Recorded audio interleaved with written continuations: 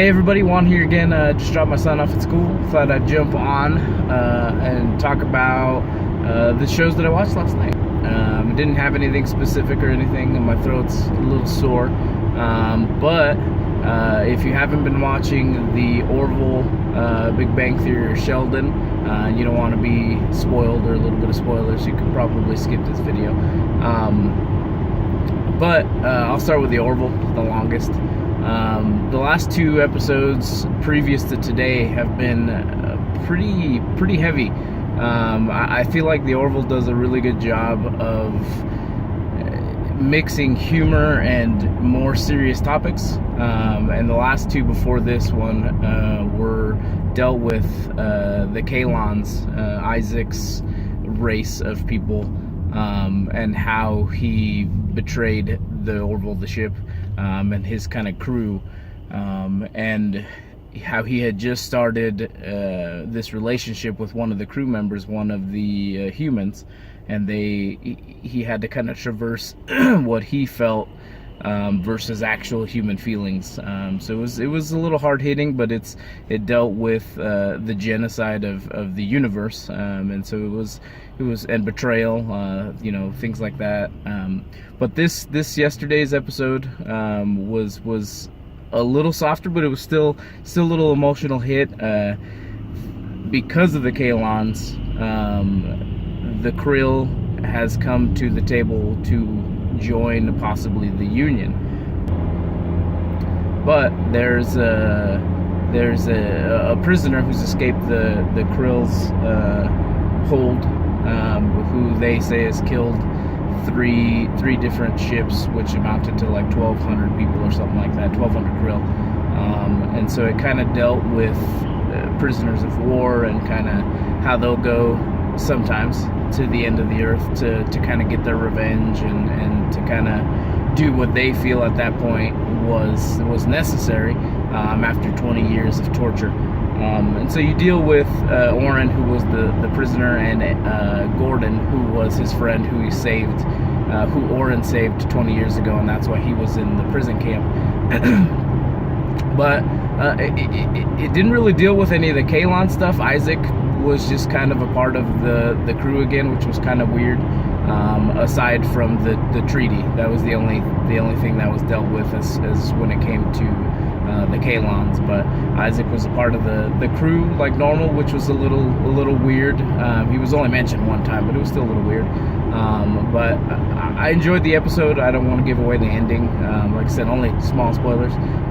But it's cool. I mean, you touch on whether again another crew member may betray the crew again to help somebody who helped him stay out of being a prisoner of war and being tortured. So it's kind of crazy. Like I said, I really enjoyed. I'm generally not a Seth MacFarlane fan, but I think this show does a really good job of mixing, like I said, humor and kind of more serious tones.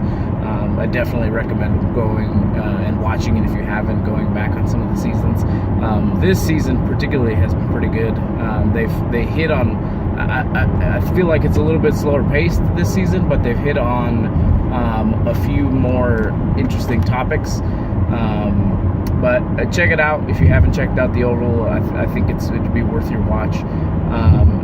Young Sheldon, a surprise kind of hit. I didn't think I was going to like it when it came out in 2017. I know Randy that year had chosen it as his favorite show that year, which was pretty cool. But yeah, I didn't think I was going to like this show. I'm a pretty big Big Bang Theory fan, and I don't know how I feel about spin-offs and prequels and all that kind of stuff all the time. But I went in with it, and it's a fun show. Last night's episode dealt with Sheldon's mom getting pregnant. If you're a Big Bang Theory fan, you know that Sheldon doesn't have a younger sibling. So you kind of already knew that it might end in kind of a sad tone. And it was generally, this show doesn't deal with a lot of heavy topics. But the loss of a child was something that was pretty sad. It was a little hard to watch yesterday, especially because I have kids, and you know, a lot of people go through that pain of losing a child. So it was a sadder show than normal, but at the same time, Sheldon is figuring out ways to make himself smarter through other things. At first he tried to learn the violin because that's what Einstein apparently knew how to play the violin, and he thought that would help him with his science. And then he tried to convert to Judaism because a lot of scientists apparently are Jewish. But he helped lessen the hardness of them coming to the fact that they were going to have another kid, and then losing it at the end of the episode, which was again pretty sad. But again, Young Sheldon was kind of the breakout of 2017. I've enjoyed it. It just was renewed for two more seasons, going into 2021, I believe. So check it out if you haven't. Again, I recommend it. I know that Gabe probably doesn't like it because he doesn't like The Big Bang Theory.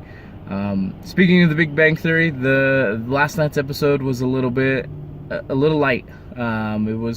It had to do with Amy trying to kind of trick Sheldon into liking little babies, liking kids. They were doing experiments with Howard's kids in order to try and, when the time comes, try and trick Sheldon, or try and convince him more. Trick sounds kind of weird, but try and convince him that it's okay to have children and to be a father.